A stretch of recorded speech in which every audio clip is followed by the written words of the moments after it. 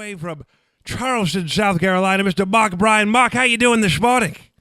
Eddie, I'm great. How are you, buddy? I am doing sensational. I got a little bit of applause for you, and this is all the way from San Francisco. Here it is. I don't know if you can get into that. There it is.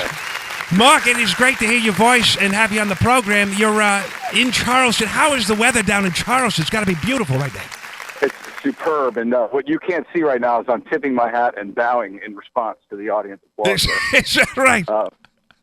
Very gracious. No, we've got a diamond day here in Charleston. Probably about 75 degrees, breezy.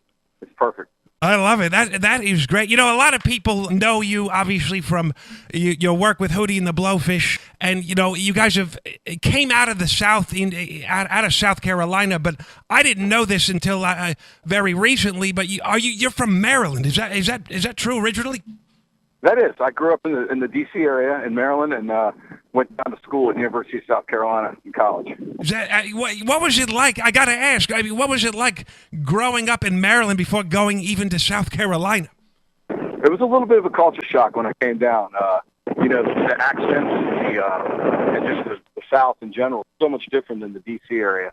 That it was definitely a little bit of a culture shock. But you know, I love both areas. I love both places. I love D.C. for the culture, and I love the South for its own speed and what I've sort of come to love living down here. So I love going back up and visiting in Maryland, and I love living down here. That's great. We've got a lot of listeners from the Maryland, Baltimore, D.C. area, so it's kind of nice to have a hometown boy on the show, you know, representing Maryland.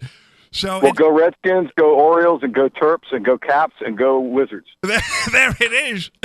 You're a big sports fan too, of course. Obviously, is it hard? Do you split between your southern teams and your northern teams from Maryland? How do you fare with all of the sports and the teams and whatnot?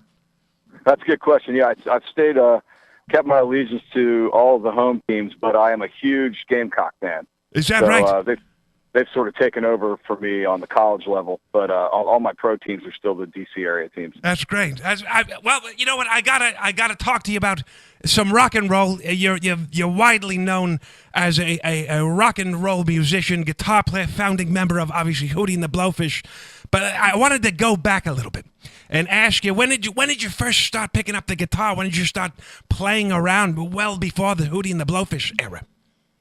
Well, when I was growing up in middle school, junior high, and high school, it was WAVA, FM 105, Rocks Nation, and DC 101, and I got into a lot of what's now classic rock at the time, and started learning how to play, you know, Who songs and AC/DC songs and Beatles, and once I started learning the songs, I've never turned back, and kind of discovered Springsteen in high school and started writing a lot myself, and still to this day, I think my favorite thing is to be a songwriter. When did you realize that you know, songwriting was something that you could actually do? Did you know? You know, I always had a bent for creative writing, even when I was really young, and then once I learned how to play guitar and found a sense of melody, you know, I've never turned back since, and to this day, I'm still trying to write the greatest song. You know, it's incredible. I mean, and a lot of people know. Obviously, you went down to South Carolina, you met the guys in the group in college, and you started playing.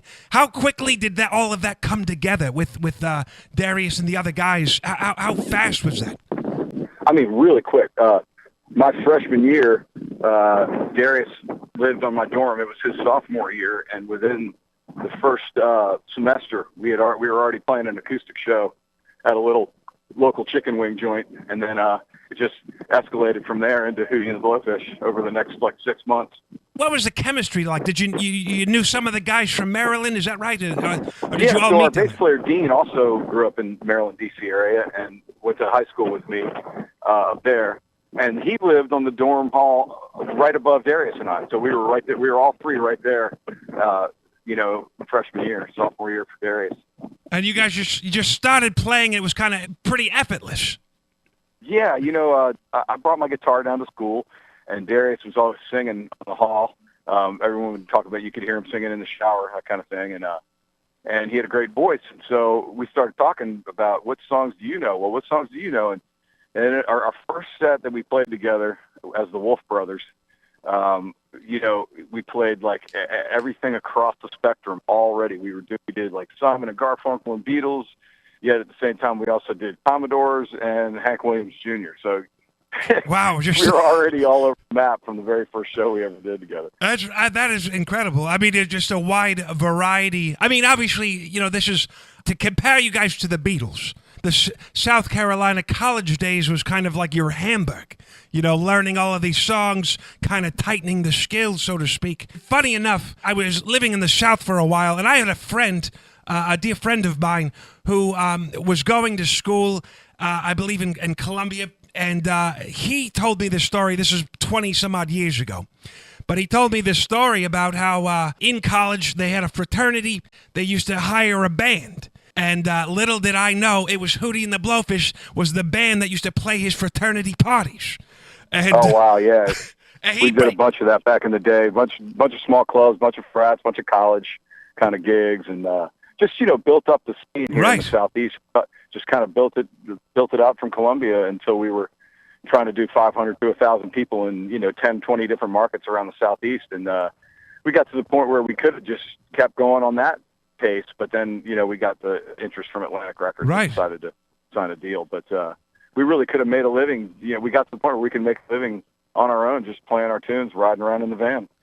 What's interesting too is he had purchased years ago a cassette demo, I guess, that you guys were selling at shows or whatnot, and a few of the tracks that are on your debut record were on this. And it's interesting how kind of fully formed was that record when you guys got signed?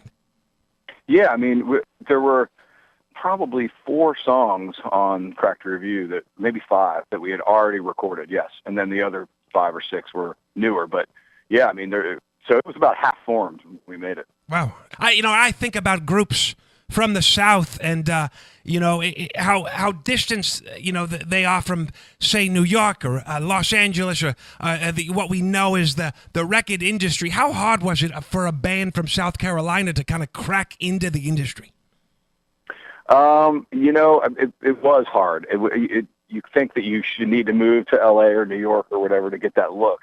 And what we did is we just sort of came at it from a different angle and thought, well, if we can build it up down here, maybe someone will take notice. And it got to the point where in the local record stores down here, we were selling as many of our EP a week as U2 and Red Hot Chili Peppers and R.E.M. were selling in the record stores. And so when those numbers pop up and they say, who's this band in South Carolina that's selling as many records as the number one bands right now? They say, hey, maybe we can take this from the regional level to a national level, and that's what they were able to do with us. And it's a great story. It's incredible, too, the success you guys reached. I mean, very quickly, I assume, obviously, in coming out of like 94, 95, I mean, out of nowhere, the record was, one of the biggest records of the time. And were you guys looking at each other like, oh, wow, how do we top this? Yeah, absolutely. It was like, we had no idea that it was going to get as big as it did, so we had no idea what to do after that, but we just stayed the course the whole time and just kept trying to write great songs and play great shows, and we still do that. And I'm so excited to make a new record, actually. I think our best record's still ahead of us, I think people will laugh at me when I say that are Cracked Review fans. They're like, yeah, right, like you'll ever beat that record. But I believe that with age, we're actually becoming better songwriters. Darius's voice is like a fine wine, and the band's tighter than it's ever been. So it's possible that our best record's ahead of us still. That's a great point that you make, because, I would think for many musicians, once you've kind of reached such a heightened level of success that it would be tough to kind of, what's next kind of thing. When you guys look at it and you guys have, you take breaks here and there. Obviously, Darius has got a solo career and you guys get back together now and again to do shows here and there. How do you reapproach the group and how do you reapproach with new material? What is that like? Yeah, no, that's a great question. So we haven't started writing for the new record yet. So I don't really have a full answer as to what that's like. But what I guess it's going to be like is trying to refine that chemistry that we always had when it came to writing together and making each other's songs better. that whole thing of like the sum is greater than the parts, and Right. that kind of thing. And I feel like we can find that chemistry again once we start writing together, jamming together, singing together, all that kind of stuff. And I feel like, once we get that groove going where we're feeling that again, anything's possible. Do you find it important to try to kind of tap into what you once did, or is it something that, with age and time that's passed by, you've got a new kind of outlook on how things are just with maturity? Is a part of it going to be kind of trying to emulate some of that, or is it just coming from a new space? One of the great things about being this band is we've never had to try to do anything.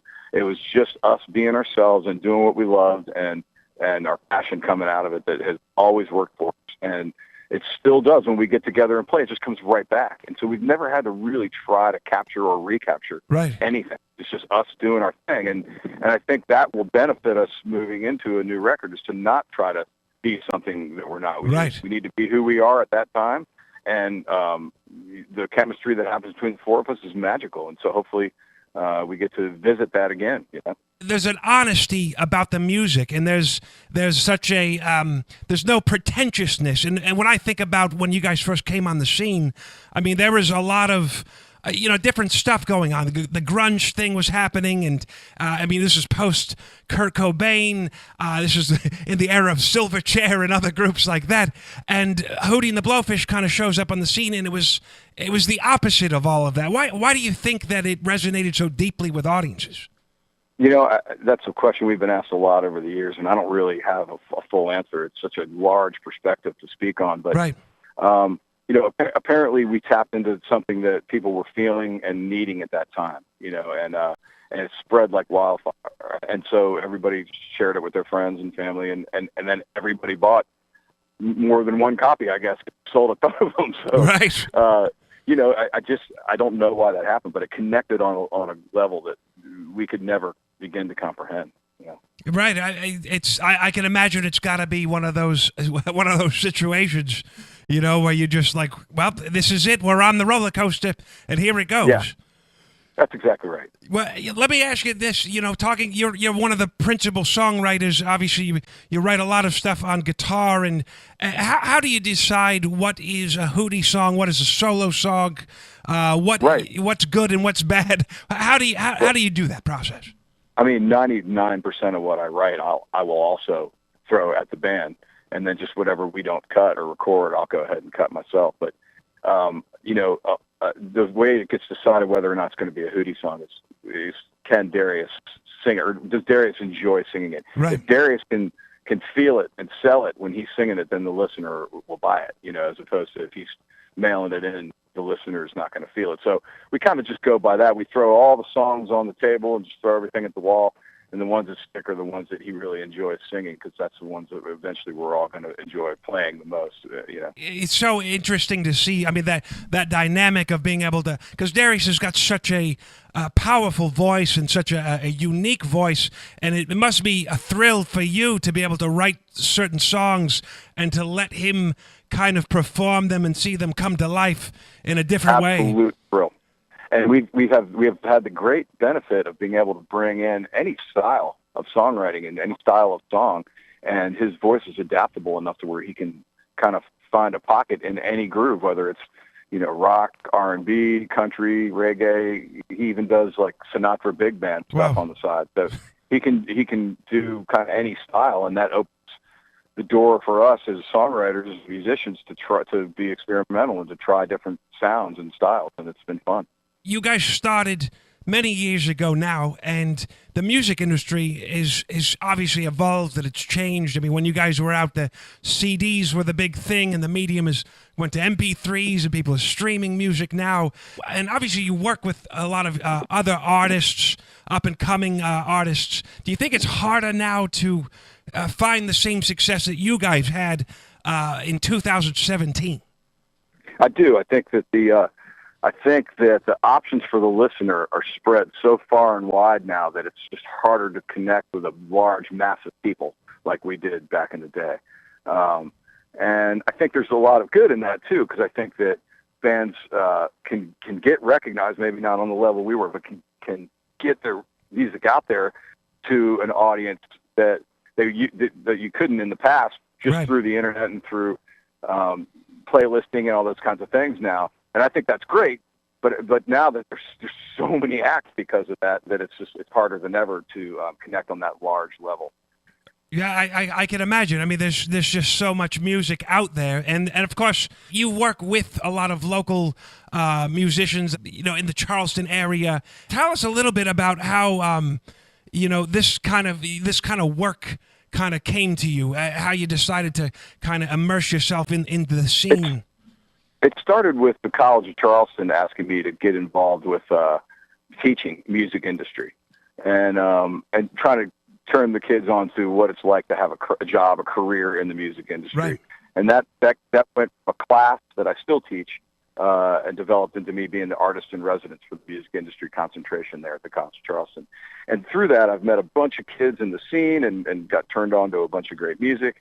And it's a really vibrant scene here in Charleston, and it's fun. And I'm now managing a great young band out of Charleston called Stoplight Observations, or SLO for short, SLO. Right. And we're in the middle now of trying. They're a world-class act. There's no question about it. They're writing amazing songs. The singer's unbelievable. They're great musicians, and they're touring. But there's so many bands now on their level that it's just hard to get. It's hard to find a way to break through.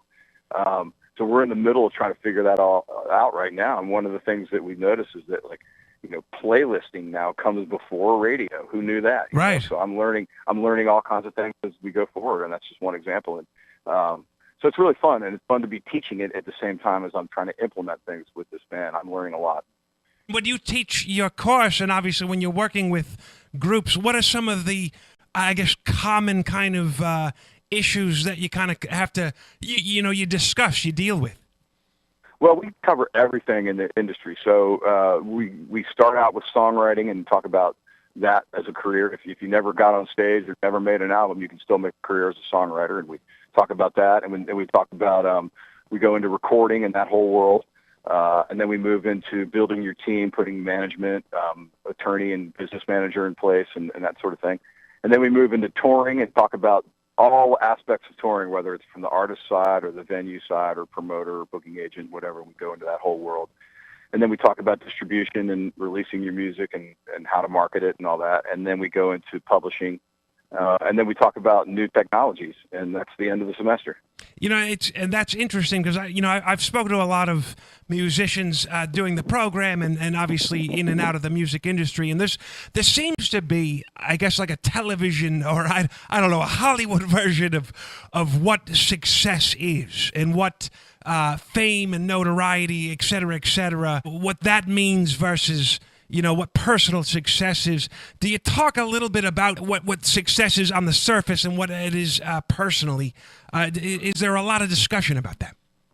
No, I mean, for me, it's always been, and I think the other guys in the band feel this way too, is we've always been like, how can we make a career out of what we love and are passionate about? And right. To me, that's success. If I can make a living doing what I love, then I'm a successful person. And it doesn't, the amount of money doesn't matter, the amount of fame doesn't matter.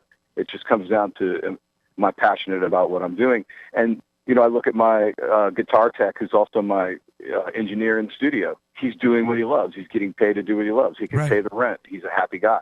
So it really comes down to that for me. Yeah, it's that's kind of what we all hope for, is to find that happiness when you're doing what you love, and then everything else is kind of secondary. It's that's right. With any huge group or any huge release that goes national, goes worldwide, especially in America, we love to tear down the idols that we build up. Did you guys receive, or did you feel any bit of backlash initially because based on the fact that you guys were so big? Yeah, we did. We got a lot once it got so big and it was on the radio everywhere and on TV everywhere. We got a lot of bad reviews at that point. Just sort of like, hey, enough of Hootie, or enough of this. And we started to call us sappy and sugary. What started off as sort of cool, feel good rock and positive reviews turned into sappy and sugary and all those kind of right. descriptions. And I mean, you just can't worry about that. We got to keep coming from the heart and making best music we can. So You know, at the end of the day, you have no idea who's going to love you and who's going to hate you. Right. You have no control over that. You have no idea who. Doesn't matter. It's out of your control. It really is. I mean, it's out there and people have to deal with it. But I think it's just so interesting to see how people react and how people will go positive one day and negative the next. Speaking of positive things, though, you yourself and obviously the guys in the group, you guys have done tremendous work raising money for many local charities in Charleston. I wanted to ask you how important is it to you to give back to the community, and what compels you to be so generous and active in your community? Well, we've always felt that, like, you know, that your purpose here on earth is to serve in whatever capacity you can. And if we can, through music, help, you know, serve the community and serve charities, we can help people through playing music. That's pretty easy. Right. You're talking about having us do something we would do for free and making money for other people. You know, that's a done deal. So we've always said yes to a lot of different causes and a lot of different charitable type events, and then, you know, you get to the point where you have to say no to some because there's so many. You know, we've gotten a little overloaded at this point. But we have our annual events that we do every year, and we raise, you know, pretty close to $500,000 a year. Wow. And we've raised over $6 million with our event. So it's been pretty amazing. Gosh, I should get you to do a charity event for myself. Just kidding. If you can fit one on the calendar somewhere, I'd love to do it. You know, we're going to be wrapping up very shortly, but I had a couple of last questions to ask you, and one of which is kind of a general thing. I mean, you guys, you yourself has traveled all around the world and have seen many cities, many different places. Of course, you live in Charleston. What do you think is so special about Charleston to you that kind of makes you there? Charleston's this wonderful mixture of history and culture, yet it's got beaches right there, and water, and a wonderful harbor. The weather's outstanding most of the year. It's just sort of a great mix of all things, you know, that make life enjoyable. I've been down there. I've lived there in the Georgia Savannah area for a little while, and there's just something very magical about the place. I hope you don't get too many gnats or deer flies or whatnot, but well, we have that too, unfortunately. But you kind of learn local knowledge and when to spray up and how to spray your yard and all that kind of stuff, and you can manage it. Right. You know? Get the skin so soft out and get ready to roll. But that's right. Last thing I wanted to ask you, you know, you mentioned, you hinted about Hootie getting back together, putting a new record out there, and that might be in the future. But what do you think is next for you personally, Mark Bryan, in 2017? Well, if I can ever find any time aside from the college and managing this band and the other projects I have, I'm trying to put out my third solo record later this year. It's already finished, and so I'm trying to put that together right now, get some artwork done, and maybe release a third solo record this year. So that'd be nice if I can swing it, if I can find the time to get all that done. Right. Well, I tell you what, we are looking forward to. We were playing a track off of, I believe it was your debut record, and it's so funny, how time goes by so quickly. I looked at that and I was like, wow, that's 17 years ago, but it still sounds so fresh and so new, and we were very excited to play it. And I want to thank you, Mark, for being on the program and taking away a little bit of time on the golf course to do this interview. I appreciate it. Man, I really appreciate you having me. No sweat, baby. Well, thank you so much, and all the best in 2017. We're going to be looking out for your new record. Cheers. I appreciate it. You got it. Thank you, Mark. Take care, Bye. baby. There it is.